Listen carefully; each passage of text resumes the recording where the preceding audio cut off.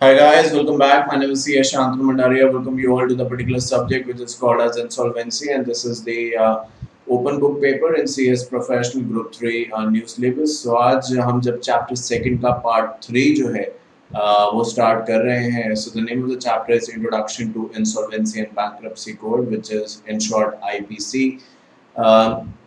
तो पहले के दो पार्ट्स में जिसमें कि मैं first part and second part, भले फर्स्ट पार्ट छोटा था बट डेफिनेटली बात तो वहाँ पे हुई थी हमारी चीज़ों को लेके। तो वहाँ पे हमने समझा कि आईबीसी जो है उसके आने से चीज़ें जो हैं वो बदलती लग रही हैं। अब जैसे जैसे आगे बढ़ेंगे हमें समझ में आएगा कि ग्राउंड लेवल पे इसके ऊपर या इससे कितना काम करवाया गया है या कितना फ़र्क आया है, क्योंकि प्राइमा फेसिया तो ये बहुत इफेक्टिव लग ही रहा है। कोई भी एक ऐसा लॉ आए जो कि कुछ लॉज को हमेशा के लिए ख़त्म कर दे और बाकी लॉज के अंदर उसके लिए बदलाव किया जाए, जैसे कि आईबीसी में अभी हम पढ़ेंगे। उनका कहना है कि दो लॉज तो ख़त्म ही कर दिए जो प्रेसिडेंसी लॉज थे, यानी प्री इंडिपेंडेंस थे, जबकि कुछ अप्रॉक्स 11 लॉज के अंदर 11 लॉज के अंदर चेंजेस सूटेबली आईबीसी के बेसिस पे लाए गए। तो ये काफ़ी इफेक्टिव लॉ था और काफ़ी एम्बिशियस एक प्रोजेक्ट था जिस पे गवर्नमेंट काफ़ी समय से विचार कर रही थी और फाइनली कुछ सामने आया था। तो आइए अब पढ़ना स्टार्ट करते हैं और वहीं से उस बात को कंटिन्यू करेंगे जहाँ पे हमने लास्ट क्लास में उसको ख़त्म किया था। So I think in the last class we were discussing कि कैसे आईबीसी के आने के बाद जो चीज़ें हैं वो बदली हैं और आईबीसी से जो उम्मीद लगाई जा रही हैं वो कैसे उस उम्मीद की तरफ बढ़ रहा है, विच इज़ लाइक कि भाई कॉस्ट कम आए और जो भी इंसॉल्वेंसी का प्रोसेस है वो जल्दी सॉर्ट आउट हो जाए। इन सब चीज़ों के ऊपर हम बात कर चुके हैं। अब जब आज की बात हम शुरू कर रहे हैं, so we gonna talk about the code. So it says the code यानी the IBC insolvency bankruptcy code repeals, है ना, कैंसिल कर दिया प्रेसिडेंसी टाउन्स इंसॉल्वेंसी एक्ट को जो 1909 में आया और प्रोविंशियल इंसॉल्वेंसी एक्ट को जो 1920 में आया। फर्स्ट चैप्टर में इनके बारे में हमने बात पढ़ी थी। ऑब्वियसली अगर नहीं भी याद हो तब भी इतना तो शायद आप समझ ही सकते हैं कि 1909 और 1920 की अगर हम बात कर रहे हैं, so we are talking about pre independence, यानी जब इंडिया आज़ाद नहीं हुआ था उससे पहले के ये जो लॉज थे। मोर देन लाइकली ब्रिटिशर्स ने तो बनाए ही थे बट मोर देन लाइकली अपने ही फ़ायदे में या अपने ही फ़ायदे के लिए बनाए होंगे। और ये लॉज भी अपने आप में केपेबल अकेले नहीं थे, क्योंकि ऐसा नहीं था कि इनसे ही इंसॉल्वेंसी हो जाती थी, और भी कुछ प्रोसीजरल रिक्वायरमेंट फुलफिल करनी पड़ती थी। बट जब आज 21st सेंचुरी में हम लोग सुपर पावर बनने की तरफ आगे बढ़ रहे हैं, तो वो कहते हैं ये लॉज अब ख़त्म कर दिए गए हैं और आईबीसी के आने की वजह से कुछ लॉज जो यहाँ पे अब मैं समझाने वाला हूँ, बात करने वाला हूँ, अप्रॉक्स 11 लॉज 11 एक्ट्स के अंदर चेंजेस भी आए हैं। जैसे कि क्या, पार्टनरशिप के अंदर excise, income tax, custom, recovery of debt due to bank and financial institution. याद होगा लास्ट क्लास में हमने अलग अलग कमिटीज़ की बात करी थी कि हर कमिटी जो आई उसने, मैंने आपसे यही कहा था, उनका फोकस जनरली ये रहा कि नए लॉज बना दो, बट शायद बाद में उन्हें ये रियलाइज़ हुआ कि लॉज बन तो जाएंगे, जैसे कि सरफासी है या ये है या और जो भी लॉज हैं बना तो दिए, बट समझने की ज़रूरत ये है कि लॉज बनाने से जो दिक्कत है, तकलीफ है, वो ख़त्म नहीं होने वाली है, उसका एडमिनिस्ट्रेशन भी तो सही होना चाहिए। वही वाली बात है जिसको मैं, अगर मैं आपके ऊपर ये बात रख दूँ या अपने ऊपर ये बात रख दूँ, तो मैं ऐसे भी कह दूँ लाइक इन जनरल कि भाई मैं क्लासेस ले लूँ और उसके बाद मैं उसको देखूँ ना, और एकदम, मैंने पहले भी ये शायद बात करी है, बहुत सारे बच्चे हमने ऐसे देखे हैं, अब यहाँ पे नाम लेना तो नहीं सही रहेगा, पर अगर आप उनमें से हैं जिन्होंने क्लासेस में भी 4 महीने पहले ले ली थी और एग्ज़ाम के एक आध महीना पहले ही सिर्फ देखनी स्टार्ट करी हैं, तो मैं बोलता हूँ कि शायद हमने उतना इफ़ेक्टिव उसका यूज़ नहीं किया, हम ज़्यादा और अच्छा कर सकते थे। तो यही चीज़ है कि सिर्फ चीज़ों को इकट्ठा करने से तो कुछ नहीं होगा, लॉस बनाने से कुछ नहीं होगा, उसका प्रॉपर मैनेजमेंट और जहाँ-जहाँ दिक्कतें आ रही हैं उनको सॉर्ट आउट करना होगा। तो ये वाले एक्ट के अंदर बदलाव किया गया, फाइनेंस एक्ट के अंदर, सरफासी एक्ट के अंदर, जो अपने आप में काफ़ी लेटेस्ट लॉज माना जाता था और आज भी अगर हम बात करें इसके बारे में काफ़ी बात होती है, सीआर में हमने करी है। सिख इंडस्ट्रीज़ जो एक्ट था वो भी बदला गया, उसके अंदर भी बदलाव आए। फिर payment and settlement act 2007 and LLP जो 2008 का एक्ट है, and along with the companies act 2013, इन सभी में कुछ ना कुछ चेंजेस आए हैं। वो चेंजेस के बारे में वेरेवर रिक्वायर्ड हम डिटेल्स में जाएंगे, like in the form of the section etcetera, but primarily हमें ये समझना है कि आईपीसी की वजह से इन सारे लॉज के अंदर चेंजेस आए हैं। जब आगे बात करते हैं तो आप इससे report of bankruptcy law reform committee, जिसकी वजह से मैं कहूँगा आईबीसी आया, बिकॉज बाकी लोगों ने ज़रूर इसके आसपास की बात करी थी, जैसे किसी ने कहा था एक सेपरेट ट्राइब्यूनल होना चाहिए, या लॉज के अमेंडमेंट की बात करी, but bankruptcy law reform committee ने एक्चुअली कुछ कॉन्क्रीट बोला कि उन्होंने कहा कि एक यूनिफॉर्म लॉ होना चाहिए बैंक्रप्सी को लेके। ये जो एक ट्रेडिशन चल रहा है कि 8-10 लॉज मिलके बैंक्रप्सी या इंसॉल्वेंसी के केसेस डिसाइड करते की बात करते हैं, हो तो नहीं पाते वो केस डिसाइड, बट करने की कोशिश करते हैं। इसमें बहुत समय लगता है और इसकी वजह से जो ऑब्वियसली क्रिएटर्स हैं उनको रियलाइजेशन नहीं हो पाता उनके पैसे का, उनके ही पैसे का। जैसे कि मैंने पहले भी कहा, भूल जाइए रिटर्न वगैरह, अपना ही पैसा रिकवर हो जाए वो भी नहीं हो पाता था। और पहले भी मैंने बताया कि कैसे 20% के आसपास ही पैसा रिकवर हो पाता था, या 100 में से 20 रुपये ही जो 100 रुपये कंपनी में लगाए हैं लोगों ने, तो चाहे वो 1-1 रुपया किसी ने लगाया हो ऐसे मानिए, या 2-2 रुपये लगाए हो, 5-5, मतलब ये है कि 20% का ही रिकवरी रेट था। बाकी 80% कहाँ चला जाता था, इसका जवाब नहीं मिला हमें। और अगर आप यहाँ पे देखें, जो बैंकिंग या बैंक्रप्सी लॉ रिफॉर्म कमेटी है, उनका ये कहना है इस प्रेजेंटेशन के थ्रू जो आप इस समय स्क्रीन पे देख रहे हैं, ईज ऑफ डूइंग बिजनेस में डेफिनेटली इंडिया ने काफ़ी अच्छा स्कोर किया है जब से आईबीसी आया है। और हमने पहले भी बात करी थी, it is not only about IBC, but government ने काफ़ी बोल्ड डिसीजन लिए और जिसको लेके सब लोगों की राय बटी भी हो सकती है ना। मैं यहाँ पे उसका डिस्कशन करूँगा तो फिर हम सब्जेक्ट से भटक जाएंगे और हम कहीं और ही चले जाएंगे, जो हमारा ऑब्जेक्टिव नहीं है। बट फॉर श्योर अब डिमोनेटाइजेशन को लीजिए, जीएसटी को लीजिए, आईबीसी है, या और बहुत सारे एक्ट्स हैं जिसको लेके लोग बटे हुए हैं। कुछ का कहना है ये सही है, कुछ का कहना है ये नहीं सही है। कॉस्ट ऑफ लिक्विडेशन आप देखिए, इंडिया में बताया जा रहा है कि जो लिक्विडेशन की कॉस्ट है 13% आती है। यानी 100 रुपये में अगर मान लीजिए 100 रुपये कंपनी के एसेट्स की टोटल वैल्यू 100 रुपये है, सो 13 रुपये तो पहले ही उसमें हटा दीजिए। अगर मैं परसेंटेज के तौर पे बात करूँ, 100 का 13% एक नॉर्मल फिगर के बेसिस पे, just to keep it simple, तो 87 ही बचता है डिस्ट्रीब्यूट होने के लिए। जो 100 रुपये थे वो भी डिस्ट्रीब्यूट नहीं हो सकते, क्योंकि अप्रॉक्स 13% जो है वो इसी में चला जाता है। जबकि आप सिंगापुर वगैरह में अगर आप देखेंगे या ऑस्ट्रेलिया में देखेंगे तो ये सिंगल डिजिट के अंदर ही रह जाता है। रिकवरी रेट यहाँ पे 26% का दिया हुआ है, ये समय के साथ बढ़ और घट सकता है। तो 26% की रिकवरी है, मैंने 20 बोला था, बट समय के साथ ये बढ़ सकती है रिकवरी, कम हो सकती है रिकवरी। तो 2017 के अगर स्टैट्स देखें तो उनका कहना है 26% की ही रिकवरी हो पाती है। ऑलमोस्ट 4 साल या 4.5 साल का समय लगता है, जो मुझे लगता है अपने आप में जितनी भी हम यहाँ पे कंट्रीज़ का कंपैरिजन कर रहे हैं, जैसे कि यूके है, यूएस है, सिंगापुर है, ऑस्ट्रेलिया है, कनाडा है, ब्राज़ील है, जितनी भी कंट्रीज़ का हम कंपैरिजन कर रहे हैं, क्योंकि नीचे नहीं दिख रहा आपको, इसलिए वही कंट्रीज़ जो ऊपर लिखी हुई हैं वही नीचे भी हैं। तो आप देखिए इंडिया में सबसे ज़्यादा समय लग रहा है। तो अब जब इस तरीके की स्टैट्स हमारे सामने हैं तो आप ही सोचिए कि आप इंडिया में क्यों इन्वेस्ट करेंगे। आप शायद चाइना भी जा सकते हैं, क्योंकि आप कहें कि लोग जो हैं वो तो चाइना में बहुत, इंडिया से ज़्यादा पॉपुलेटेड है चाइना, या और किसी कंट्री में भी जा सकते हैं। पर अगर इंडिया में आना है तो कुछ यूएसपी होना चाहिए, और उसके लिए ये बहुत ज़रूरी था ये सब कुछ किया जाए। तो ऑब्जेक्टिव ऑफ द कमेटी, जो बैंकिंग लॉ रिफॉर्म कमेटी, उनका ऑब्जेक्टिव था कि समय में लेसर टाइम इन्वॉल्व। बहुत बार आपने एक फेज सुना होगा अपनी I suppose day to day life में भी कि टाइम इज़ मनी, है ना। समय ही पैसे है, इस तरीके से अगर आप कह दीजिए तो गलत नहीं है। और देखिए वही सबसे बात यहाँ पे लिखी है कि जितना जल्दी हो जाएगा, आप देखिए ये समझना है हमें, क्योंकि ये प्रोफेशनल लेवल की बात जब हम यहाँ पे कर रहे हैं, हम जल्दी से मतलब ये भी नहीं कहते कि आप गलत कर दीजिए केस, या मतलब आप इनजस्टिस करिए कि भाई मुझे तो जल्दी निपटाना है तो मैंने कोई भी फैसला दे दिया। ये तो इसका मतलब कभी भी नहीं हो सकता, भले ये लिखा हो या ना लिखा हो। सो लेसर टाइम इन्वॉल्व का मतलब यही है कि जितना कम से कम समय लगे उतना ज़्यादा अच्छा है। लेसर लॉस एंड रिकवरी, जो अभी तक आप बता रहे हैं कि 26% या 20 से 26% है, उसको कम किया जाए।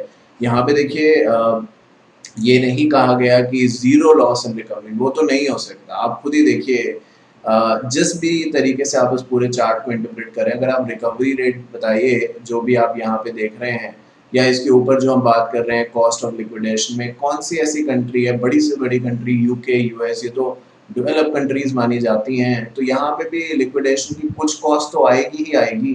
तो ऐसा नहीं है कि जीरो कॉस्ट की बात करी जा रही है, बट कोशिश करी जाए कॉस्टिंग कम आए और जो रिकवरी है वो ज़्यादा हो पाए। लेसर लॉस इन रिकवरी मतलब रिकवरी के अंदर कम से कम नुकसान हो, ज़्यादा से ज़्यादा लोगों का पैसा उनको वापस मिल पाए, ये बैंकिंग लॉ रिफॉर्म कमेटी का या बैंक्रप्सी लॉ रिफॉर्म कमेटी का कहना है। High level of debt financing across instrument, कोशिश करी जाए कि जिस भी तरीके से कंपनी लोन लेती है, सिक्योर्ड है या अनसिक्योर्ड है, पूरी कोशिश करी जाए कि उससे उस तरीके के एसेट्स भी लिए जा सकें। जिसका मतलब ये है कि अगर कंपनी कल डिफ़ॉल्ट करती है तो जिन लोगों से उसने पैसा लिया है कंपनी से, तो चलिए बात की बात है, बट एसेट्स अगर होंगे एज लाइक डिबेंचर होल्डर्स के तौर पे, डिबेंचर होल्डर्स क्या है कि उनको परवाह नहीं है, वो प्रॉपर्टी बेचेंगे और अपना पैसा रिकवर कर लेंगे। जब हम यहाँ सब ये सब चीज़ों के बारे में बात करते हैं, हम रियलाइज़ करेंगे सीआर में हमने पढ़ा है, भले ये आगे आएगा इस सब्जेक्ट में भी, क्योंकि लॉ तो वही रहेगा ना, लॉ तो बदल नहीं सकता। तो उसमें भी जो सिक्योर्ड क्रेडिटर्स होते हैं उनके पास ऑप्शन रहता है कि वो चाहें तो अपना भी सेटलमेंट कर सकते हैं। मतलब जैसे हम जनरली बोलते हैं कि भाई इंसॉल्वेंसी प्रोफेशनल को एंगेज करना पड़ेगा, वो इंसॉल्वेंसी प्रोफेशनल के साथ भी आ सकते हैं सिक्योर्ड क्रेडिटर, और अपना अलग हिसाब किताब भी कर सकते हैं, क्योंकि उनको बहुत ज़्यादा कुछ किसी पे डिपेंड होने की ज़रूरत तो है नहीं, क्योंकि वो सिक्योर्ड है। वो तो प्रॉपर्टी बेचेंगे और अपना पैसा लेके चले जाएंगे। दिक्कत तकलीफ उन लोगों के साथ है जो अनसिक्योर्ड है। तो कोशिश करी जाए कि ज़्यादा से ज़्यादा जो उधार लिया जा रहा है, डेट लिया जाए, उसके पीछे कोई ना कोई सिक्योरिटी रखी जाए, जिससे कि अगर डिफ़ॉल्ट होता है तो सिक्योरिटी को बेच के पैसा रिकवर किया जाए।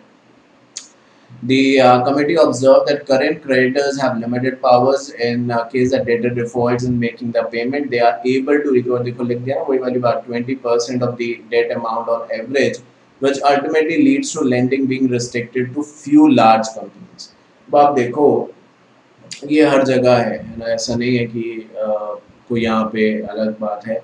वो कहते हैं कि भाई देखो, जो जीत है, जो एक तरीके से आप कहिए जिसकी सुनी जाती है जनरली, मैं ये नहीं कहता कि ये सही है, ऑब्वियसली ये गलत है, पर अगर आप देखिए प्रैक्टिकल वर्ल्ड में तो पैसे वाले की ही सुनी जाती है, पैसे वाले की ज़्यादा रिस्पेक्ट हो सकती है।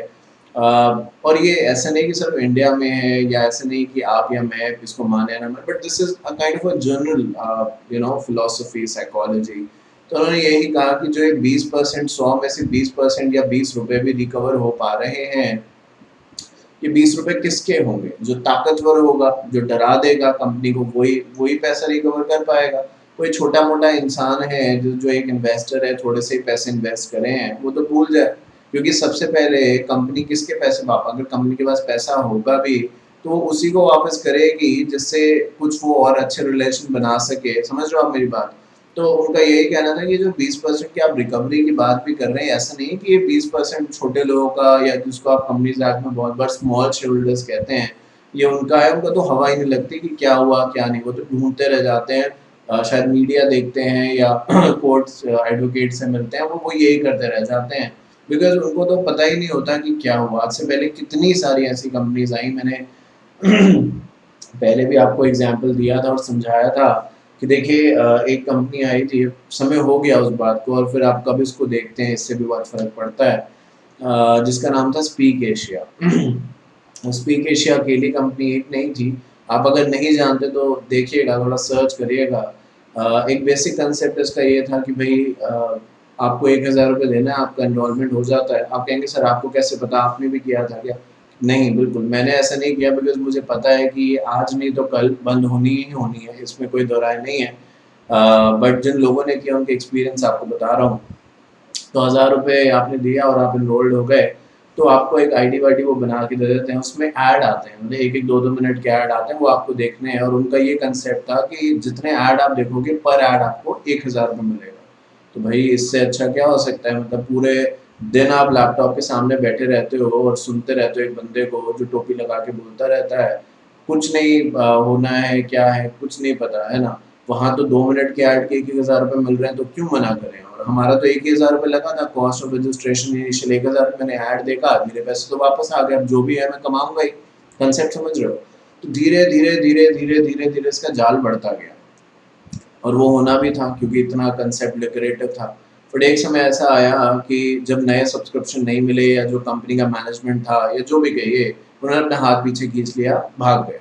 अब आज का वो दिन है, ये गवर्नमेंट ऑफ इंडिया, आप चेक कर लीजिएगा, मैं झूठ नहीं बोल रहा, गलत नहीं बोल रहा, बल्कि इससे ज़्यादा ही कुछ होगा, कम नहीं होगा। बट समय की रिक्वायरमेंट को ध्यान में रखते हुए मैं सिर्फ इम्पोर्टेंट बात बता रहा हूँ। तो लोगों के लाखों रुपए, मतलब हज़ारों नहीं, लाखों रुपए डूब गए, नहीं पता आज तक कहाँ है। और वो लोगों ने फिर पूछना भी छोड़ दिया, क्योंकि उन्हें पता है कि मिलेंगे ही नहीं हमें पैसे। और अगर उसमें किसी बड़े के इन्वेस्टमेंट होगा तो शायद उसको मिल भी गए होंगे। तो यही बात उन्होंने यहाँ पे कही। The committee has moved away from this approach and has proposed to establish a creditors committee where the financial creditors will have the vote in proportion to the magnitude of the debt, यानी जिसने जितना उधार दिया है उतना ज़्यादा वो vote कर पाएगा। The creditors committee will undertake negotiation with the debtors to come up with a revival or repayment plan। देखिए पहले ये सब नहीं होता था, तो आई थिंक इसीलिए ये सब चीज़ें आई भी हैं कि आपने कह दिया कि जो आईबीसी है, अब इसके अंदर सीओसी के बारे में हम बात करते हैं, which is called as committee of creditors.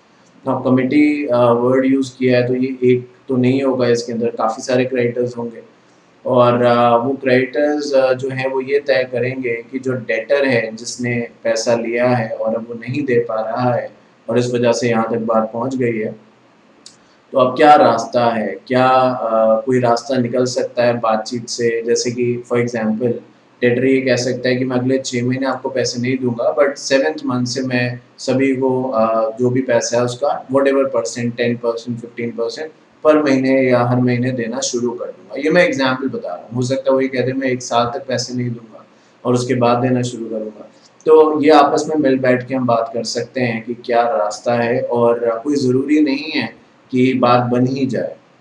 हो सकता है कि डेटर जो है वो ऐसी कुछ टर्म्स बताए जो क्रेडिटर्स उनको लगे कि भाई अच्छा है, आज ही लॉस तो हो रहा है ठीक है, बट जो है वो कम लॉस है, और आज ही पैसे लेके अपने निकल जाओ।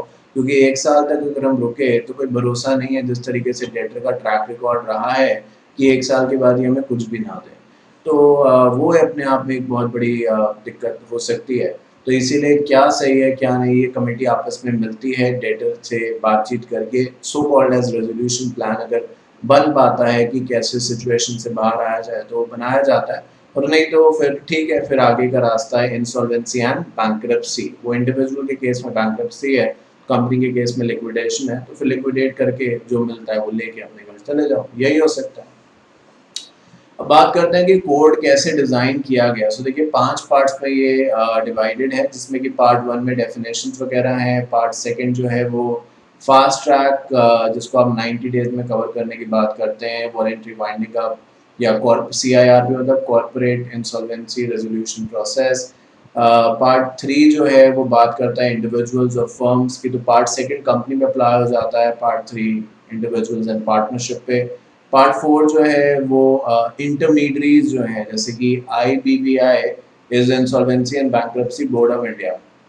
नाउ इसमें अगर आप देखें इसके बोर्ड के अलावा, जो बोर्ड तो रेगुलेटर है, तो जो इंटरमीडियरीज हैं वो इंसॉल्वेंसी प्रोफेशनल एजेंसीज हैं, इंसॉल्वेंसी प्रोफेशनल हैं, यूटिलिटी इंफॉर्मेशन हैं जहाँ से आप इंफॉर्मेशन इकट्ठी कर सकते हैं। तो उनको कैसे रेगुलेट किया जाएगा इसके बारे में IBBI समय समय पे नॉर्म्स बनाता है। बहुत जगह यहाँ पे IBBI का नाम ना लिख के बोर्ड का नाम लिखा जाएगा, तो बोर्ड का मतलब जब तक कुछ अलग से ना कहा जाए IBBI ही मानिएगा, सेबी मत मानना शुरू करिएगा, बिकॉज सेबी का यहाँ पे जब तक कुछ अलग से ना कहा जाए कोई खास रिलेशन नहीं है। सबसे ज़्यादा यहाँ पे जो रिलेशन होगा IBC के अंदर, that will be in the context of IBBI which stands for Insolvency and Bankruptcy Board of India। Chapter 5 जो है वो मिसलेनियस प्रोविजंस के बारे में बात करता है। सो ये लिखा है the insolvency and bankruptcy code consist of 255 section जो 5 पार्ट्स में डिवाइडेड है। पार्ट फर्स्ट डेफिनेशन का है, पार्ट 2 जो है वो डील करता है इंसॉल्वेंसी या लिक्विडेशन ऑफ कॉर्पोरेट पर्सन, जिसके अंदर कंपनी या LLP आते हैं। पार्ट 3 जो है वो डील करता है इंसॉल्वेंसी एंड बैंक्रप्सी केसेस के of individuals and partnership. Part 4 मैंने आपको बताया बोर्ड जो है वो रेगुलेट करता है इंसॉल्वेंसी प्रोफेशनल्स को, एजेंसीज को एंड इंफॉर्मेशन यूटिलिटीज को। अब देखिए, जैसे कि मैंने पहले भी बताया था, एजेंट अभी हम पढ़ भी लेंगे, जो ये लिखा है ना एजेंसीज।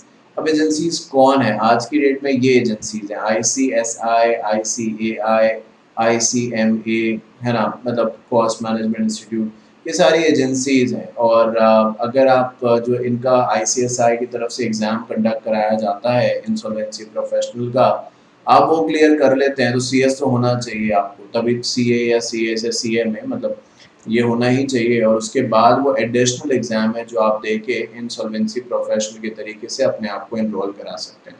तो इंसॉल्वेंसी प्रोफेशनल समझ में आ गया, एजेंसी सामने लिखी दी, इंफॉर्मेशन यूटिलिटी नीचे बात करेंगे अभी। पर जैसे कि मैंने पहले भी बताया, ये एक ऐसा सेंट्रलाइज डेटाबेस है जहाँ से डेटर के बारे में इंफॉर्मेशन इकट्ठी करी जा सकती है। भाई एक बात बताओ कि एक बड़ा सिंपल सा क्वेश्चन है, क्या कभी भी चोर ये कहता है कि मैं चोर हूँ? नहीं कहेगा, मुश्किल है, एक्सेप्ट नहीं करेगा। पर और अगर सिर्फ उसके बयान के बेसिस पे हमें कोई भी केस सॉल्व आउट करना हो तो उसने तो मना कर दिया। अब भाई लॉ तो एविडेंस के बेस पे चलता है, तो एविडेंस आप नहीं देंगे तो वो छूट जाएगा। तो ऐसे ही कॉर्पोरेट डेटर पे जब इल्ज़ाम लगेगा और कॉर्पोरेट डेटर से हम पूछेंगे क्या भाई आपने गड़बड़ी घोटाला कुछ किया है, वो बोलेगा नहीं मैंने तो नहीं किया। तो फिर कैसे आप उसे गुनहगार बनाएंगे या कैसे ये साबित करेंगे कि भाई उसने जो किया है वो गलत था? इसके लिए कोई ना कोई इन्फॉर्मेशन या एविडेंस होने चाहिए। तो उसके लिए इंफॉर्मेशन यूटिलिटी जो है वो बनाया गया है और उसके अंदर सारी की सारी जो कॉर्पोरेट डेटा की इंफॉर्मेशन है वो स्टोर करी जाती है, अपडेट करी जाती है, जिससे कि समय आने पे उसको यूटिलाइज इफ रिक्वायर्ड किया जा सके। और पार्ट 5 जो है वो मिसलेनियस मैटर्स के बारे में डील करता है। Silent features of the IBC 2016. So, लिखा था Insolvency Bankruptcy Code offers a uniform, comprehensive insolvency legislation covering all companies, partnership and individuals. So, देखिए जब हम पार्टनरशिप की बात कर रहे हैं, so we are talking about both the types of partnership, which is LLP as well as a regular partnership, है ना, दोनों में बहुत फर्क है। आई थिंक जो पार्टनरशिप का बेसिक एसेंस है वो अनलिमिटेड लायबिलिटी है, जबकि LLP में वो लायबिलिटी लिमिटेड हो जाती है। तो चाहे इनमें से कुछ भी हो, IBC सभी को रेगुलेट करने के लिए केपेबल है। To ensure a formal and time-bound insolvency resolution process, the code creates a new institutional framework consisting of IBBI, which is Insolvency and Bankruptcy Board of India. Adjudicating authorities कौन है भाई? Adjudicating authority NCLT है। NCLT किसको regulate करता है? NCLT companies को और LLP को रेगुलेट करता है। NCLT से अगर आप अग्रीव्ड हैं तो कहाँ जा सकते हैं? NCLAT जा सकते हैं। वहाँ से आप अग्रीव्ड हैं तो कहाँ जा सकते हैं? सुप्रीम कोर्ट जा सकते हैं। खाली है सुप्रीम कोर्ट, वेट कर रहा है आप आए। अगर यही चीज़ जो है हम इंडिविजुअल्स और पार्टनरशिप के तौर पे देखें तो हम कहाँ जा सकते हैं? DRT। वहाँ से हमें दुख तकलीफ है, हम DRAT जा सकते हैं। वहाँ से भी हम नहीं सेटिस्फाइड हैं तो सुप्रीम कोर्ट जा सकते हैं। जैसे कि मैंने कहा, खाली है सुप्रीम कोर्ट। तो ये एडजुडिकेटिंग अथॉरिटी, एडजुडिकेटिंग का मतलब ही अपने आप में ये हो गया डिसीजन मेकिंग, है ना, और इसी तरीके से डिसीजन मेकिंग इस कोर्ट के अंदर किया जाता है। तो IBBI जो बोर्ड है वो रेगुलेट करता है एडजुडिकेटिंग अथॉरिटीज, मैंने आपको समझा दी। इंसॉल्वेंसी प्रोफेशनल आप खुद हैं, यानी CS बनने के बाद आप बन सकते हैं, पेपर देना पड़ेगा। इंसॉल्वेंसी प्रोफेशनल एजेंसीज जो है ये मैंने आपको समझा दिया, ICSI है, ICAI है, ICMA है। आने वाले दिनों में अगर इनका किसी का नाम बदल जाए तो वो उसके हिसाब से हो जाएगा। और इंफॉर्मेशन यूटिलिटी जैसे कि मैंने बताया, जहाँ पे इंफॉर्मेशन कॉर्पोरेट डेटर की रखी जाती है। तो देखिए यहाँ पे लिखा भी हुआ है, Information utility is interconnected network governed by NCLT and IBBI. This network entails the financial information of the companies to be used for several purpose. तो जो भी, जैसे अब आपने यहाँ पे क्यों स्पेसिफिक ये भी तो कह सकते हैं this network entails the information, क्यों कहा फाइनेंशियल इंफॉर्मेशन? क्योंकि इंसॉल्वेंसी का और बैंक्रप्सी का सबसे पहला रिलेशन, मैंने लास्ट क्लास में भी यही कहा था, पैसों से है।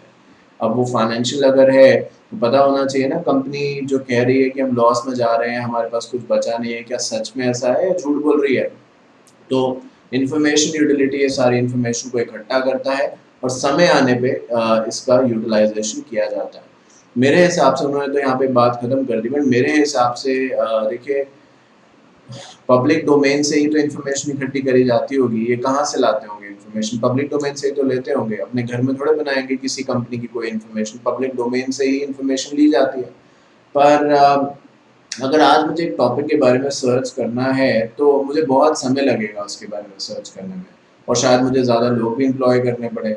अब जब ज़्यादा समय लगेगा, ज़्यादा लोग चाहिए, तो फिर कहीं ना कहीं जो कोड का ऑब्जेक्टिव है, जो मैंने पहले समझाया था, जो लिखा भी था, बैंक्रप्सी लॉ रिफॉर्म कमेटी ने बोला लेस टाइम, वो तो डिफीट हो गया ना। अगर इन्फॉर्मेशन रेडी ही नहीं है तो 6 महीने के अंदर आप कहते हैं सारा केस को निपटारा करना है, मुझे लगता है 2 महीने तो हो सकता है इन्फॉर्मेशन जुटाने में लग जाए हमें, क्या पता, और ज़्यादा भी लग सकते हैं। तो और फिर कौन सी इन्फॉर्मेशन मिलना एक अलग बात है, उसको वेरीफाई करना दूसरी बात है।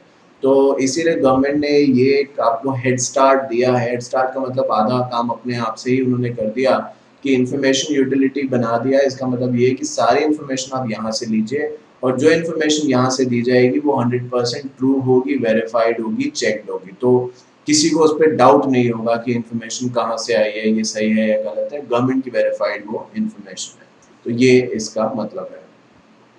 जब आगे बढ़ते हैं तो बात करते हैं इंसॉल्वेंसी प्रोफेशनल एजेंसीज के बारे में। वो वही है जो मैंने अभी आपको बताया, are designed to regulate insolvency professional. These agency conduct examination to enroll, जैसे कि मैंने कहा पेपर आपको देना पड़ेगा, insolvency professional and enforce a code of conduct for their functioning. Following are the insolvency professional agencies: ICAI, ICSI, and obviously the Cost Accountant Institute. अपना ICSI की website पे अभी तो एग्ज़ाम वगैरह पोस्टपोन का कुछ सिलसिला काफ़ी चलता है ना, तो हम जाते हैं वेबसाइट पे देखते हैं, बट फिर अगर नहीं हो रहे होते हैं, मतलब ऐसा कुछ नहीं होता, तो मुझे लगता है बच्चा सिर्फ रिजल्ट के या ट्रेनिंग के लिए ही ICSI की वेबसाइट पे जाता है, बाकी वो बॉदर नहीं होता कि वहाँ पे क्या हो रहा है। तो अगर समय मिले तो आप जाके गूगल पे लिख सकते हैं ICSI इंसॉल्वेंसी, कुछ भी ऐसा, तो आई एम श्योर आपको इस तरीके का एक वेब पेज दिखेगा जिसमें इंस्टीट्यूट ऑफ इंसॉल्वेंसी प्रोफेशनल्स लिखा होगा, wholly owned subsidiary of ICSI। ये उसी एक तरीके से होम पेज जो उनका है उसी की एक क्लिपिंग है, तो वो आपको वहाँ पे दिख जाएगा। तो इंसॉल्वेंसी प्रोफेशनल एजेंसी इन तीनों में से कोई भी हो सकता है जिसके भी आप मेंबर हैं। अगर आप तीनों ही, कई बच्चे तीनों कोर्स करते हैं और तीनों ही जगह बन जाते हैं, जो अच्छी बात है, तो वो कहीं भी रजिस्ट्रेशन करा सकते हैं जहाँ भी उन्हें तीनों में से सही लगे। बट मतलब इसमें इंस्टीट्यूट के रजिस्ट्रेशन से फ़र्क नहीं पड़ेगा, बिकॉज ऑफ द रीज़न इसका रेगुलेटर इंस्टीट्यूट नहीं है, IBBI है। सब कुछ ICSI के हाथ में भी या ICAI के हाथ में या CMA के हाथ में नहीं है।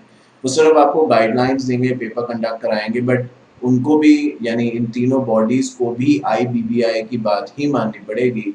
नहीं तो ये लिखा है, अभी नीचे हम पढ़ेंगे पावर्स ऑफ द बोर्ड में, अगर बोर्ड चाहे, IBBI चाहे, तो इन तीनों में से किसी भी एजेंसी का लाइसेंस रद्द कर सकता है, कैंसिल या ऑब्वियसली सस्पेंड कर सकता है। अब देखिए काफ़ी मेहनत के बाद एक चीज़ आपके सामने अब है ये है insolvency and bankruptcy ecosystem. Ecosystem पढ़ने के बाद मुझे ऐसा लगता है जो अभी तक हम पढ़ के आए हैं, जो भी हमने अभी तक IPC के बारे में बात समझी है या जो हम पढ़ने वाले हैं, ये सब कुछ यहाँ पे लिख दिया गया है। मतलब यहाँ पे ऐसा कुछ नहीं है जो ना लिखा गया हो IBC से रिलेटेड। इस चार्ट को समझने के बाद आप मानिए कि आपने सब कुछ पढ़ लिया। ऑल्दो यहाँ पे जो चीज़ें लिखी हैं आपको बेयर लुक से समझ में आ भी रहा होगा, सिस्टमैटिक तो है ही है, पर हम पढ़ सब चुके हैं। पर फिर भी क्योंकि मैंने ये चीज़ इंसर्ट करी है, जिससे कि जिसको मैं कहता हूँ वाइडेस्ट मॉड्यूल कवरेज, मॉड्यूल वगैरह में तो ये सब नहीं है, पर ठीक है, जिससे कि आपको मैक्सिमम समझ में आ सके और अपने वर्ड्स में, जिसको हम बार बार पूछते हैं, उसमें लिख सकें। सो आइए देखते हैं IBBI जो है, उन्होंने कहा 3 पार्ट्स में इसको हम डिवाइड करेंगे इस एजेंसी को: insolvency professional, information utility, insolvency professional agency. अब आप देख लीजिए, ये टॉपिक तो अब आया है, पर अभी जब मैं ये पढ़ा रहा था तब भी मैंने आपसे यही कहा था कि ये 3 पार्ट्स के अंदर जो है वो डिवाइड होगा। अब आप देख लीजिए, IBBI लिखा है ना, IPA insolvency professional agency, insolvency professional, information utility. तो वही चीज़ नीचे भी लिखी है, इसलिए मैंने कहा हम पढ़ सब चुके हैं, पर एक ये होता है कि कॉन्फिडेंस आना चाहिए, मुझे समझ आना चाहिए, मुझे अच्छा लगना चाहिए कि हाँ यार मैं ये क्लास देखने वाला हूँ तो पक्का सर कुछ ना कुछ बताएंगे और वो इस तरीके से बताएंगे कि मुझे समझ में आएगा। वो कॉन्फिडेंस में हर सब्जेक्ट में अपने स्टूडेंट से एक्सपेक्ट करता हूँ और उसके लिए मैं मेहनत भी करता हूँ। So Insolvency and Bankruptcy Board of India, so IBBI is the apex, apex मतलब सुप्रीम, सबसे ऊपर, इसके ऊपर और कोई नहीं है।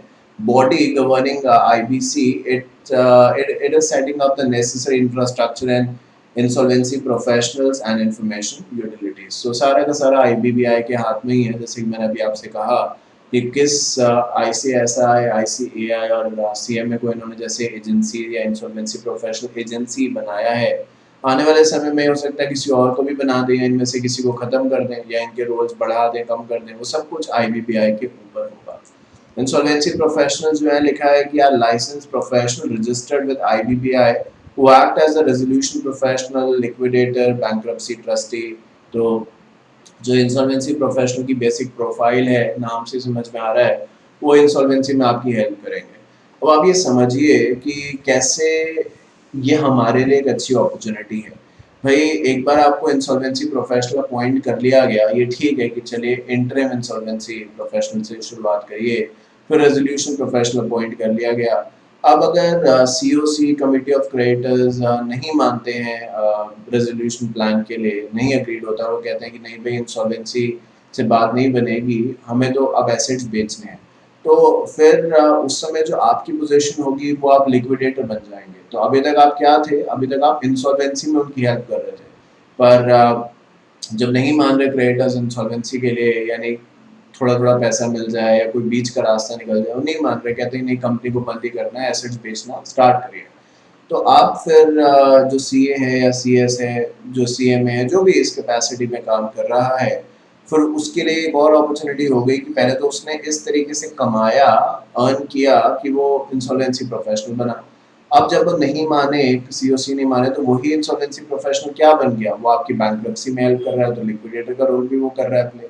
तो हमारे लिए काफ़ी सारे ऑप्शंस अब यहाँ पे अवेलेबल हैं, बट दिक्कत आज भी यही है कि बहुत कम लोग इस तरफ अप्रोच करते हैं। बहुत सारे लोग ऐसे शॉर्ट टर्म कोर्स करते हैं, सॉरी टू से, जिसका कोई यूज़ नहीं होता। बहुत बार बच्चे पूछते हैं, जैसे कि आपके एग्ज़ाम होते हैं, उसके बाद अगर आपसे सारे ग्रुप्स दिए हैं या वो व्हाटएवर रीज़न कुछ समय आपके पास है और आप कोई कोर्स करना चाहते हो, तो बच्चे पूछते हैं, कहते हैं कि शॉर्ट टर्म कोर्स सर करना है तो कौन सा करें, क्योंकि घर पे रह के कितना आप रेस्ट करेंगे, एक लिमिट के बाद आपको लगेगा यार कि मैं कुछ करूँ। तो उस समय आप ऐसे ही कोर्स करें जो आपको वैल्यू एडिशन दे। मतलब मैं ये नहीं कहता कि आप मुझसे कहें अच्छा सर आप बताइए क्या करना चाहिए, ये डिपेंड करता है आपका इंटरेस्ट क्या और आपकी फील्ड क्या। जैसे CS है फॉर एग्जांपल, मैं तो आप ही की बात बता सकता हूँ, तो मैं आपको बोलता हूँ जैसे एक्सेल का कोर्स है, शॉर्ट टर्म कोर्स है और आपको आगे काम आएगा। ज़रूर हम में से बहुत सारे लोग कहते हो कि मुझे एक्सेल आता है, और हो सकता है आता भी हो, पर एक्सेल के अंदर बहुत ऐसी ट्रिक्स हो सकती हैं जो हम नहीं जानते, बट अगर हम जान जाए तो बहुत अच्छा रहेगा। तो आई थिंक वो चीज़ें हम लोग कर सकते हैं। और अगर हम CS बन चुके हैं या इस तरीके से है, तो कुछ रीडिंग वगैरह अपने आप, ज़रूरी नहीं है कि हम कोई कोर्स ही करें, कुछ ऐसी बुक्स भी तो पढ़ सकते हैं। तो ये उस एरिया की तरफ बात चली जाएगी। तो अपॉर्चुनिटीज़ की कमी नहीं है, सिर्फ एक नज़रिए की कमी है, मुझे ऐसा लगता है। एडजुडिकेटिंग अथॉरिटी 2 है, NCLT, DRT। अब यहाँ पे इन्होंने आगे नहीं बोला, बट मैंने ऊपर समझा दिया स्पेस की वजह से। NCLAT है, इसके आगे DRAT है, सुप्रीम कोर्ट तो है ही है। इंफॉर्मेशन यूटिलिटी क्या करता है, सारी की सारी कंपनीज के बारे में, जो कॉर्पोरेट डेटा है उनके बारे में इंफॉर्मेशन इकट्ठी करके रखता है। So information utility would collect, store and distribute information related to indebtedness of the company, मतलब वही financial information। अगर बात करें इंसॉल्वेंसी प्रोफेशनल एजेंसी की, तो वही है जो ऊपर समझा के आया हूँ। Insolvency professional agencies are enrolling insolvency professional as members. Currently 3 agencies हैं, ICSI, ICAI and then ICMA। Adjudicating authority के तौर पे बात हम ऑलरेडी कर चुके हैं, तो लिखा है adjudicating authority have exclusive jurisdiction to deal with insolvency. NCLT जो है वो कंपनी और LLP के मामले देखेगा, जबकि DRT जो है वो इंडिविजुअल एंड पार्टनरशिप के मैटर्स जो है वो डिस्कस करेगा। तो आप देखिए इसके अंदर क्या नया था, कुछ नहीं है इसके अंदर नया, बट समअप है ये सब चीज़ों का। जितनी बात मैंने करी उन सभी चीज़ों का ये समअप है, तो रटने की कोई भी किसी को ज़रूरत 1% भी नहीं है। The insolvency professional control the asset of the debtor during the insolvency resolution process. The insolvency professional verify the claims of the creditor, constitute a committee and runs the debtor business during the moratorium period. यानी stay जब NCLT में application start हो जाती है तो moratorium period start हो जाता है, and assess the creditors in finalizing the revival plan. In liquidation, the insolvency professional act as a liquidator and bankruptcy trustee. क्या लिख दिया? इन लिक्विडेशन जो रोल्स इंसॉल्वेंसी प्रोफेशनल प्ले कर सकता है वो क्या है? लिक्विडेटर का भी कर सकता है, अगर वहां तक बात खत्म हो जाती है तो ठीक है, नहीं तो वो बैंकरप्सी में जैसे कि मैंने बताया कि एसेट्स वगैरह बेचे जाएंगे तो उसमें भी रोल प्ले कर सकता है। तो दोनों ही तरीके से आपके, अगर मैं बात करूं करियर पर्सपेक्टिव तौर पे, इकोनॉमी पर्सपेक्टिव तौर पे ठीक नहीं है, ये गलत है कि इस हद तक बात पहुंच गई। कंपनी को ऐसा नहीं करना चाहिए था और रिवाइवल के चांसेस होने ही चाहिए। पर अगर आप अपने करियर पर्सपेक्टिव के तौर पे सोचें तो हमारे लिए एक बहुत अच्छी अपॉर्चुनिटी है और बहुत ज़्यादा गवर्नमेंट ने कॉन्फिडेंस दिखाया है ICSI पे, उसके मेंबर्स पे, जिसको हमें कभी भी नहीं तोड़ना है। तो यहाँ पे जो बात लिखी है वो यही कि जो इंसॉल्वेंसी प्रोफेशनल होगा वो क्या करेगा, जो मैंने पहले भी कहा था, जो कॉर्पोरेट डेटर है उसका मैनेजमेंट, जो डे टू डे मैनेजमेंट है बिजनेस का, वो टेक ओवर कर लेगा ना। डे टू डे से मतलब ये नहीं है कि वो ऑफिस में ताला लगा देगा कि ऑफिस में कोई आ नहीं सकता, जा नहीं सकता, ये नहीं है। डे टू डे का मतलब ये मोटा मोटा मानिए कि कोई अगर एसेट्स खरीदने हैं, बेचने हैं, या किसी भी तरीके से कोई डीलिंग एसेट्स में करनी है, पैसे से रिलेटेड करनी है, तो आप कॉर्पोरेट डेटर अपनी मर्जी से नहीं कर सकते। भले पैसे उनके हैं, एसेट्स उनके हैं, बट जिस तरीके की सिचुएशन अब सामने आ चुकी है, कॉर्पोरेट डेटर को ये इजाज़त नहीं है, ये परमिशन नहीं है कि वो अपना खुद ये रेगुलेशन कर सके। तो इंसॉल्वेंसी प्रोफेशनल ये सब कुछ रेगुलेट करेगा और तब तक करेगा जब तक फाइनल ऑर्डर NCLT की तरफ से पास नहीं हो जाएगा, जिसमें ये डिसाइड होगा कि बिजनेस की इंसॉल्वेंसी हो रही है या फिर वो बैंक्रप्सी की तरफ या लिक्विडेशन की तरफ बढ़ रहा है। The information utility collect, collate, authenticate and disseminate मतलब spread करना, फैलाना information को। The purpose of the collection, collation, authentication, dissemination of the financial information of debtors and centralized electronic database is to facilitate swift decisions. Swift मतलब जल्दी। मैंने आपको क्या बोला, अब चाहे आप स्विफ्ट कहिए, चाहे आप उसको ये कहिए कि लेसर टाइम, यही मैंने समझाया ना कुछ देर पहले, लॉजिक तो है ना हर बात का, ऐसे तो नहीं कुछ भी लिखा कि भाई आप कहते हैं बैंक्रप्सी लॉ रिफॉर्म कमेटी के ऐसा हमें कुछ चाहिए जिसमें समय कम लगे। तो मैंने कहा कि इन्फॉर्मेशन तो होनी चाहिए ना, इन्फॉर्मेशन ही नहीं है, ठीक है भाई, पैसे कॉर्पोरेट डेटर ने देने हैं और क्रेडिटर ने लेने हैं, बट हुआ क्या है, कैसे क्या हुआ, और जो जो कह रहा है, चाहे वो क्रेडिटर है चाहे वो डेटर है, वो कितना सही है कितना गलत है, तो देखना पड़ेगा ना। ऐसे थोड़ा हो जाएगा कि भाई इस बंदे को तो हम जानते हैं तो ये तो कभी गलत बोल ही नहीं सकता, तो चलो इसकी बात हम मान लें। Law is not like that, as you all know, it is just based only and only on evidence. So जल्दी से जल्दी डिसीजन लेने के लिए बहुत ज़रूरी है कि इन्फॉर्मेशन मिले, और ना ही इन्फॉर्मेशन मिले बट वो सही और अप टू द मार्क मिले जो हमें चाहिए, और इन्फॉर्मेशन यूटिलिटी ये सारा काम हमारे लिए कर सकता है। IBPI की वेबसाइट का होम पेज का एक क्लिपिंग मैंने यहाँ पे लगाई है, और आप चाहें तो जाके और वेबसाइट के बारे में दिखाऊंगा अभी इन क्लासेस के दौरान, wherever required and wherever possible। पर this is like the layout of the website, जिस तरीके से वो दिखती है। The code provides for the constitution of the new insolvency regulator, that is the Insolvency and Bankruptcy Board of India. Its role include overseeing the functioning of the insolvency intermediaries, insolvency professional agencies, insolvency utilities, as well as regulating the insolvency process. So देखिए हमें समझने की ज़रूरत है, जैसे कि मैंने कहा IBPI तीनों ही एरियाज़ को रेगुलेट करता है, चाहे वो CS मतलब हम लोग एज एन मेंबर हो, या हमारे इंस्टीट्यूट हो, या इंफॉर्मेशन यूटिलिटी हो, तो ये बात हम कर चुके हैं। The court proposed two tribunals to adjudicate, यानी to decide insolvency cases. In case of insolvency of company and LLP, the authority is NCLT, जबकि individuals and partnership में उस authority का नाम DRT। ये आप अच्छे तरीके से आप समझ चुके हैं। To initiate ये भी देखिए बात हो चुकी है, insolvency process for corporate debtors, the default amount shall be minimum, जो होना चाहिए वो 1 लाख रुपए का होना चाहिए, जिसको मैंने बताया था गवर्नमेंट चाहे तो 1 करोड़ रुपए तक एक्सटेंड कर सकती है। ये बात हुई थी ना हमारी कि भाई अगर कंपनी ने किसी का या LLP ने किसी का 1 लाख रुपए से ज़्यादा 5 लाख रुपए मान लो नहीं दिए, तो हम उसके खिलाफ IPC में कार्रवाई कर सकते हैं। पर ये तब तक है जब तक गवर्नमेंट ने मिनिमम इसको 1 लाख रखा है, क्योंकि एक्ट में आईबीसी में ये साफ साफ लिखा है कि 1 लाख आज के लिए है, बट समय आने पे अगर गवर्नमेंट चाहे तो ये जो मिनिमम है इसको 1 लाख से बढ़ा के मिनिमम 1 करोड़ कर सकती है। यानी अगर गवर्नमेंट ने कह दिया कि नहीं, मिनिमम 1 करोड़ जिसका बकाया है वही आईबीसी में आएगा, तो फिर वो चलेगा उसके बेसिस पे। बट जनरली वो अगर 1 करोड़ की बात कही जाती है तो सोच लीजिए कि कुछ काफ़ी बड़ा हो गया है, तभी गवर्नमेंट ने ऐसा डिसीजन लिया है। क्योंकि कहाँ 1 लाख और कहाँ 1 करोड़, बहुत बहुत फ़र्क है। तो 1 लाख रुपए इज द मिनिमम अमाउंट। अगर इसके ऊपर आपका डेट है तो आप कंपनी एलएलपी के खिलाफ कार्रवाई कर सकते हैं। जबकि अगर मैं सही हूँ ये कहने में, तो मैं ये कहना चाहता हूँ कि अगर इंडिविजुअल है और एक नॉर्मल पार्टनरशिप है तो वहाँ पे अगर 1,000 रुपये से ज़्यादा बकाया है तो भी आप उस इंडिविजुअल या उस पार्टनरशिप के ऊपर कार्रवाई की बात इस एक्ट को लेके कर सकते हैं। इस एक्ट के अंदर 2 स्टेजेस होंगी, एक होगी इंसॉल्वेंसी की और दूसरी होगी लिक्विडेशन की। नाम ही है इंसॉल्वेंसी एंड बैंक्रप्सी कोड। तो पहले कोशिश करी जाएगी इंसॉल्वेंसी के जरिए रास्ता निकालने की। अगर सवाल उठता है दिमाग में या एक थॉट आती है कि सर इंसॉल्वेंसी में और बैंक्रप्सी में फ़र्क क्या है, सो आई थिंक बात हम पहले कर चुके हैं टू बी ऑनेस्ट। पर फिर भी अगर बताऊं तो इंसॉल्वेंसी एक वो स्टेट है जहाँ पे एक इंडिविजुअल ने ये मान लिया या कंपनी ने एलएलपी ने व्हाटएवर मान लिया कि भाई मेरे पास पैसा नहीं है लोगों को देने के लिए, अब मुझे कोई रास्ता दिखाए, कोई मुझे इस दिक्कत से, इस परेशानी से बाहर निकाले, वो इंसॉल्वेंसी है। जब मिलते हैं बैठते हैं, यानी जो पैसे जिसने देने हैं और जिन्होंने पैसे लेने हैं मिल बैठ के आपस में बात करते हैं, रास्ता निकल जाता है तो ठीक है, फिर बात खत्म हो गई।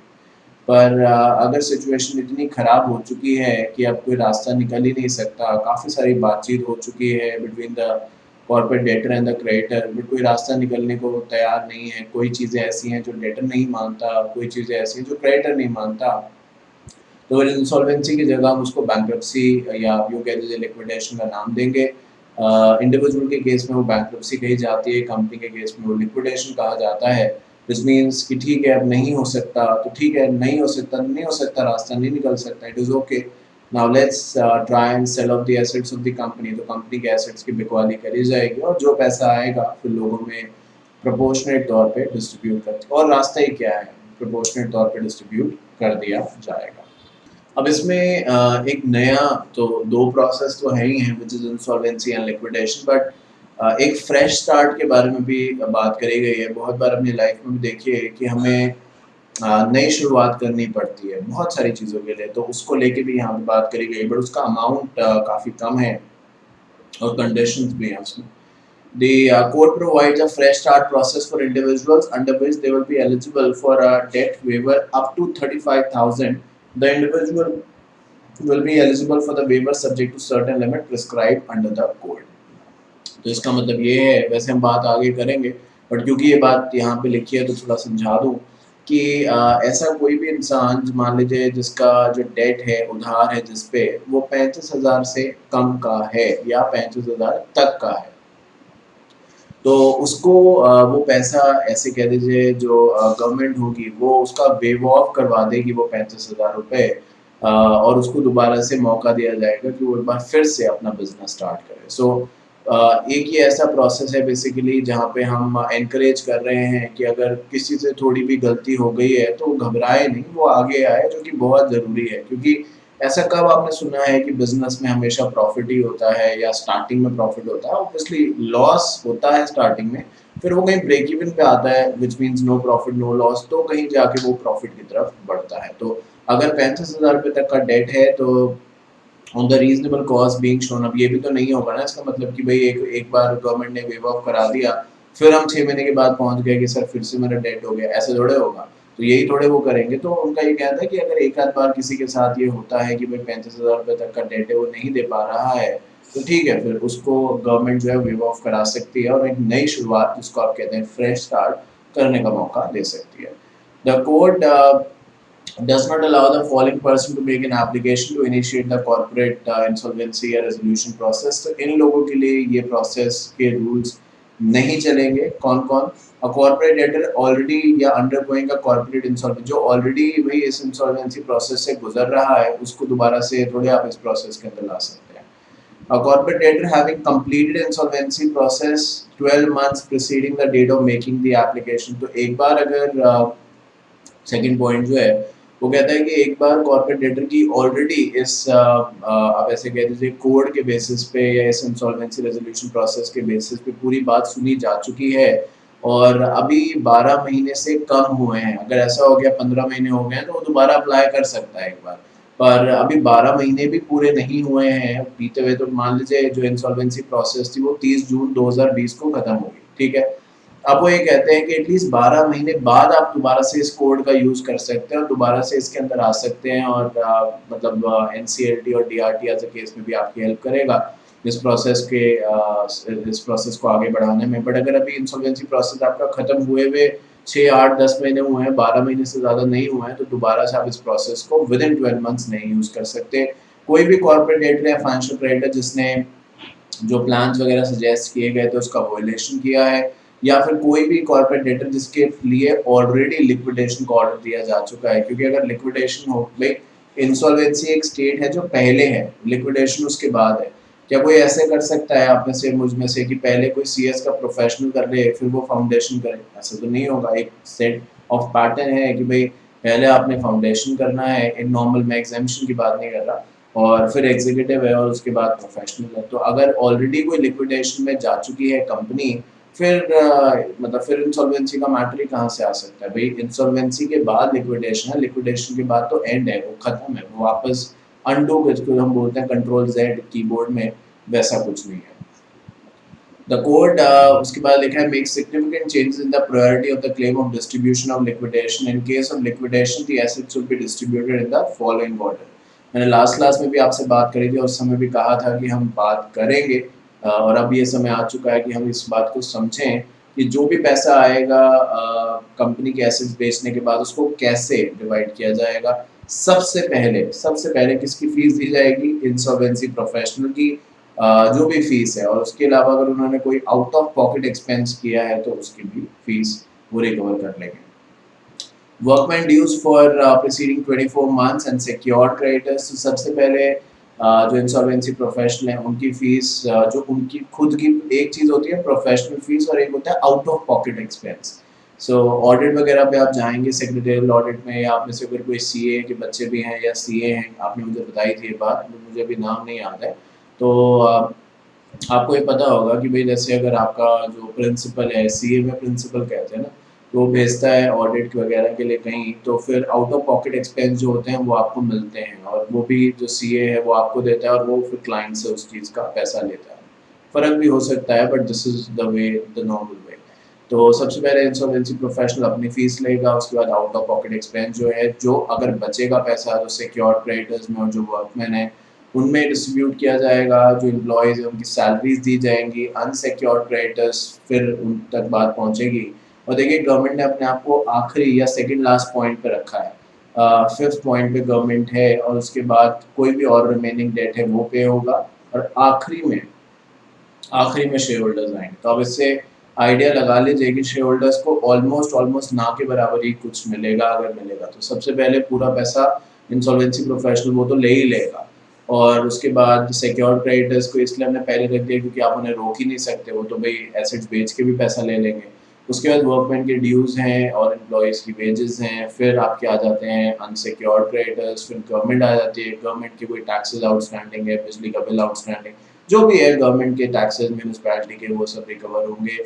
कोई और अगर किसी का पैसा जो इन पाँच गवर्नमेंट तक, पॉइंट नंबर 5 है ना गवर्नमेंट का, तो उसमें नहीं कवर किया है तो वो खर्चा पॉइंट नंबर 6 में रिकवरी होगी, और अगर कुछ बचेगा, मुझे ये कहना चाहिए, तो वो शेयर होल्डर्स को मिलेगा। तो आइडिया लगा लीजिए कि ये प्रोसेस जो है वो बनाया गया, और आपने देखा कि गवर्नमेंट ने खुद अपना दिल कितना बड़ा रखा है, उन्होंने अपने आप को ऑलमोस्ट एकदम लास्ट में रख दिया, क्योंकि उन्हें पता है मिलना नहीं वाला। और अगर गवर्नमेंट ही अपना ही पैसा इसमें सबसे पहले रिकवर करती, तो फिर जो ऑब्जेक्टिव था कि लोगों का पैसा की रिकवरी हो, वो तो ख़त्म ही हो जाता है। इसलिए उन्होंने कहा कि जहाँ पे बैंक में इतने एनपीए बढ़ रहे हैं, यहाँ पे भी थोड़ा बहुत बढ़ जाएगा तो क्या है। मैं मजाक कर रहा हूँ, वैसे इसको सीरियसली नहीं लीजिएगा, पर एक जनरल बात कह रहा हूँ, शायद इसीलिए गवर्नमेंट ने अपने आप को एंड में रखा है कि पहले स्टेक होल्डर्स के पैसे रिकवर हो जाएं, क्योंकि उनके पैसे रिकवर हो गए तो एक कॉन्फिडेंस बढ़ेगा, और उनके ही नहीं हुए तो फिर डेफिनेटली दिक्कत आ सकती है। The code provides for the creation of insolvency and bankruptcy fund, और इस फंड के अंदर जो पैसा आएगा वो सेंट्रल गवर्नमेंट दे सकती है। कोई भी और अमाउंट डिपॉजिट किया जा सकता है, कोई भी अमाउंट जो किसी और सोर्स से इंटरनेशनल फंडिंग वगैरह आई हो, या जो भी पैसा इस फंड के अंदर है उसमें इंटरेस्ट मिलेगा, तो वो सारा का सारा जो इंसॉल्वेंसी एंड बैंक्रप्सी फंड है इसमें क्रेडिट किया जाएगा। और अगर आप सवाल पूछें कि भाई क्या करेंगे इन पैसों का, तो भाई देखो, ट्रेनिंग्स देनी है, या कोई एडवर्टीजमेंट टीवी पे देना है, न्यूज़पेपर में देना है, वेबसाइट अपडेट करनी है, बहुत सारे खर्चे हो सकते हैं, तो वो सारे के सारे इसी से रिकवरी करी जाएगी। So kind of an investor education programme या अवेयरनेस जो है वो इस फंड्स के पैसे से करी जा सकती है। थोड़ा सा और पढ़ते हैं। Institution under the IBC 2016 insolvency bankruptcy board of India. तो लिखा है कि the insolvency and bankruptcy board of India was established on 1st October 2016. It is unique regulator which regulates a profession as well as a process. Section 188 of the code provide that the board shall be a body corporate having a perpetual succession common seal, जैसे company में होता है कि members में कम members में go, but the company can go on forever का, और कॉमन सील जो है, और बोर्ड के पास पावर होगी subject to the preview of the court to acquire, hold, dispose of the property both movable immovable and to contract by the set name, sue and be sue. तो वही general सी बात है कि भाई जो IBBI है वो अपने नाम पे प्रॉपर्टी खरीद सकता है, बेच सकता है, लोगों पे केस फाइल कर सकता है, उसकी परपेचुअल सक्सेशन होगी। और जैसे कि हम जानते हैं IBBI अपने आप में एक लौता इंडिया का ऐसा बोर्ड है जो कि इंसॉल्वेंसी के प्रोसेस को गवर्न करता है, क्योंकि आज से पहले भी ये होता था जैसे कि मैं कह रहा हूँ, बट एक नहीं था, बटी हुई थी चीज़ें कि थोड़ा तुम करोगे, थोड़ा तुम करोगे, थोड़ा तुम, और फिर उससे बहुत कॉन्क्रीट रिजल्ट नहीं मिल पाए। Power and function of the board की अगर बारे में बात करें, तो बोर्ड क्या क्या करता है ये अब देखते हैं। पर इससे पहले यहाँ पे एक चीज़ है, इसमें लिखा है what makes a good insolvency professional. सिर्फ अब आप देखिए यहाँ पे कि अगर हम CS की बात करें तो इसमें ऐसा क्या है पर्टिकुलरली जो हम नहीं पढ़ते हैं। हम कंपनी लॉ पढ़ते हैं, हम इंसॉल्वेंसी पढ़ते हैं एग्जीक्यूटिव में, और फाइनल में आप टैक्सेशन भी पढ़ते हैं। बैंकिंग फाइनेंस हो सकता है इतना ज़्यादा हमारे कोर्स में ना हो। स्टेक होल्डर मैनेजमेंट एक एसेंस है, समझाया जाता है। CR में वैल्यूएशंस का पार्ट भी है। कैश फ्लो मैनेजमेंट अकाउंट से रिलेटेड है ये। नेगोशिएशन स्किल्स डेफिनेटली हमारी बहुत अच्छी हैं। कमर्शियल एंड बिजनेस भी हम अच्छे तरीके से जानते हैं। कमर्शियल एंड बिजनेस में और कुछ नहीं है, जैसे कि इंडियन कॉन्ट्रैक्ट एक्ट आ सकता है, नेगोशिएशन या नेगोशिएबल इंस्ट्रूमेंट एक्ट 1881 वो आ सकता है, सेल्स ऑफ गुड एक्ट 1930 वो आ सकता है। तो ये सब तो हमने पढ़े हुए हैं। मैं ये नहीं कहता, मैं आपसे कोई क्वेश्चन नहीं पूछ रहा और मैं इसका जवाब भी नहीं मांग रहा कि आपको याद है या नहीं। वो ठीक है, कितना समय पहले पढ़ा था ये नहीं याद है कि 10 दिन पहले हमने क्या खाया था, तो फाउंडेशन में एग्जीक्यूटिव में जो बात पढ़ी थी शायद वो भी ना याद हो, तो ठीक है, बट फ्रेमवर्क तो तैयार है ना। हम जब उस चीज़ को दोबारा से देखेंगे तो हम उसके बारे में जल्दी समझ पाएंगे। अब जिस तरीके से मैं यहाँ पे ये समझा रहा हूँ, आप देखिए जो मेरी स्पीड है, अच्छा आप स्पीड कंट्रोल कर सकते हैं सॉफ्टवेयर से। अगर आपको लगता है कि सर ज़रूरत से ज़्यादा ही तेज़ बोल रहे हैं in terms of the speed, बोलते जा रहे हैं बोलते जा रहे हैं बोलते जा रहे हैं, तो स्पीड आप रिड्यूस करिए। और लगता है कि नहीं यार ये बहुत ही धीरे बोल रहा है, तो स्पीड आप बढ़ा सकते हो। पर ये बात मैं इसलिए ऐसा कह रहा था क्योंकि मैं एक तरीके से सब्जेक्ट को आप मान लीजिए सेकंड टाइम पढ़ा रहा हूँ, क्योंकि CR में इसको काफ़ी एक्सटेंसिवली मैंने कवर किया है, और उसी को मैं यहाँ पे अलग-अलग पर्सपेक्टिव से और डिफरेंट एग्जांपल से समझाने की कोशिश कर रहा हूँ। तो for me it's kind of आप ऐसे कह दीजिए अ गुड थिंग, बिकॉज़ मैं अब इसके बारे में इतनी एक्सपर्ट नॉलेज मैं कह सकता हूँ कि मुझे आ चुकी है, और ये शायद आपको मेरी स्पीड से भी पता चल रहा होगा, बिकॉज़ मैं सोच नहीं रहा हूँ कि मैं क्या बोल रहा हूँ। इट इज़ लाइक ऑटोमैटिकली मेरे माइंड में वो चीज़ आती जा रही है, आती जा रही है, आती जा रही है, बिकॉज़ जब मैंने CR पढ़ा तो बहुत रिसर्च किया था मैंने IBC के ऊपर, क्योंकि पूरा एक मॉड्यूल ऑलमोस्ट IBC का ही है, तो फिर सही से तो पढ़ाना ही था ना। ठीक है, आइए बोर्ड की पावर देखते हैं, इसके बाद खत्म करेंगे। सो दिखा दूँ मैं आपको कि कितना है। आई थिंक ज़्यादा नहीं है, 5-7 पॉइंट्स हैं, आइए देख लेते हैं। तो सबसे पहला जो पॉइंट है उसमें ये लिखा है कि register insolvency professional agencies and information utilities. तो ये बोर्ड की एक तरीके से पावर है कि वो जो हम बात करके आए so called as intermediaries which is insolvency professionals या agencies like ICSI etcetera information utilities इनको रजिस्टर करें. Specify minimum eligibility requirement for registration of insolvency agencies, professional information utility. तो रजिस्टर करना मतलब यही नहीं है कि किसी रजिस्टर में या किसी कंप्यूटर में रिकॉर्ड को एंटर करा जाए, बट इनकी भी तो कोई गाइडलाइंस होंगी. अब देखिए जब आप मेंबर बन जाते हैं चाहे सीए के चाहे सीएस के चाहे सीएमए के, कुछ गाइडलाइंस आपको फॉलो करनी पड़ती हैं और उसके बगैर आप मेंबर नहीं रह सकते. वो चीज़ें आपको फॉलो करनी है. सिर्फ एग्ज़ाम क्लियर करना ठीक है, वो बहुत बड़ी बात है अपने आप में, बिकॉज बाकी प्रोसीजरल रिक्वायरमेंट है, बट करनी तो है ही ना. तो सिर्फ ये रजिस्टर का काम नहीं करता, ये एलिजिबिलिटी भी बताता है कि कौन कौन, जैसे इन्होंने 3 एजेंसीज बनाई हैं, आने वाले समय में और भी एजेंसीज बना सकते हैं, तो उनके भी कुछ क्राइटेरिया रखेंगे. फिर जो मेंबर्स हैं इन एजेंसीज के, जैसे कि सी ए आई सी एस आई का है, सी एस मेम्बर्स हो गए, आई सी ए का सी ए हो गए, सी एम ए वालों के जो इंस्टीट्यूट है कॉस्ट अकाउंटिंग उनके सी एम ए के मेम्बर्स हो गए. इनको कैसे रेगुलेट करना है. कोई इंस्टीट्यूट ये ना करे कि भाई ये तो मैं आई सी एस आई हूँ, मेरा सी एस का मेम्बर है, ये तो इसके खिलाफ मैं एक्शन नहीं लूँगा. ऐसा नहीं होना चाहिए. जो है वो सबके लिए यूनिफॉर्मिटी तौर पर होना चाहिए. तो उसके बारे में जो गाइडलाइंस हैं वो बताई जाएंगी. Levy fees and charges for carrying out the purpose of the code, including fees for registration and renewal. समय समय पे रजिस्ट्रेशन फीस. भाई आईसीएसआई आप मुझे एक बात बताओ, चलो ऐसे ही समझो ना, ये तो सब हम जानते हैं, इसके बारे में हम नहीं जानते क्योंकि अभी तक हमने उसको एक्सपीरियंस नहीं किया. बट एग्जामिनेशन फीस देनी पड़ती है ना, अभी जितने बार एग्जाम देते हो पर मॉड्यूल के बेसिस पे. और मैंने तो ये बहुत बार कहा है, होना चाहिए कि जो बच्चा 3 मॉड्यूल देता है या 2 भी देता है उसकी फ़ीस कम होनी चाहिए. मतलब हमें इंटू 3 नहीं करना चाहिए, थोड़ा सा कम करना चाहिए. मैं बोलता हूँ भले 5 या 10% डिस्काउंट दो, बट थोड़ा सा डिस्काउंट देना चाहिए. कुछ तो मोटिवेशन इस बारे में होना चाहिए. और मुझे लगता है कि इंस्टीट्यूट को इससे कोई फ़र्क पड़ेगा अगर वो 10% डिस्काउंट दे दे, तो होना ही चाहिए. मिनिमम है 10 तो होना ही चाहिए, बट देते नहीं, क्या करें. मैं ये कह रहा था कि आज आप एग्जामिनेशन फ़ीस दे रहे हैं, मैंने भी दी थी. आज मैं मेंबरशिप फ़ीस दे रहा हूँ जो आप भी देंगे, आप भी तो मेंबर बनेंगे. तो फ़ीस जैसे कि आईबीपीआई इंसॉल्वेंसी प्रोफेशनल एजेंसीज पे लगाता है, लाइक आईसीएसआई हम लोगों पे लगाता है कि नहीं, तो वो चीज़ यहाँ पे भी है. Carry out inspection investigation of the agencies professional information utility. तो अगर आईबीपीआई को लगेगा भाई कुछ कहीं गड़बड़ है, या रैंडम चेक जिसको आप कहते हैं कि चलो देखते हैं कि भाई क्या कैसे क्या चल रहा है, तो वो इंस्पेक्शन कर सकता है, कोई रोक नहीं सकता. Call for any information record from the agencies insolvency and information utility. अगर उन्हें कोई इन्फॉर्मेशन चाहिए, कोई इन्फॉर्मेशन इस तरीके से है कि भाई मान लीजिए सीएस होने के नाते आप किसी केस की इंसॉल्वेंसी करवा रहे हैं, तो उसके बारे में वो जानना चाहते हैं क्योंकि शायद मीडिया में ऐसी रिपोर्ट्स आई हैं कि वहाँ पे कुछ गड़बड़ चल रही है, कुछ फ्रॉडलेंट हो रहा है. मैं ये नहीं कह रहा आपने किया है, बट कुछ हो रहा है गड़बड़, तो वो रिपोर्ट मांग सकते हैं, देनी पड़ेगी.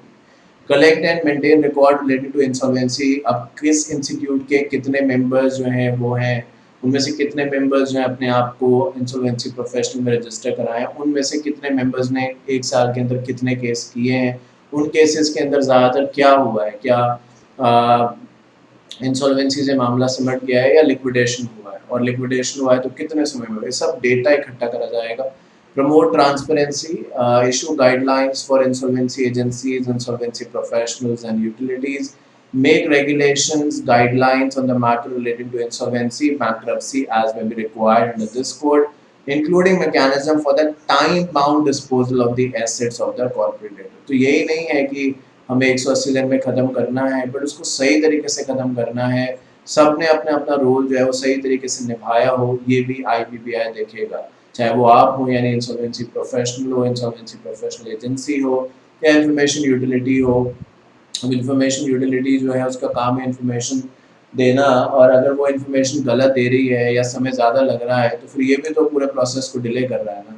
तो इन सब चीज़ों पे उसको नज़र रखनी है आईबीपीआई को, जिससे कि पूरा प्रोसेस जो है वो स्मूथली गवर्न हो सके. तो चलिए यहाँ पे हमारा एक और पार्ट यानी पार्ट नंबर 3 जो है चैप्टर 2 का वो कवर होता है.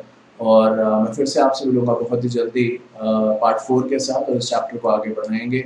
उम्मीद करता हूँ जो बात मैं आपको समझाता आया हूँ और आगे समझाऊंगा आपको समझ में आएगी, आ रही होगी और आएगी भी. अगर आपका कोई भी क्वेश्चन है तो प्लीज़ पूछिएगा, but till then take care of yourself, do whatever you want to, and CS executive and CS professional with the widest module coverage for all subjects. Shantanu Bhandari classes. Thank you.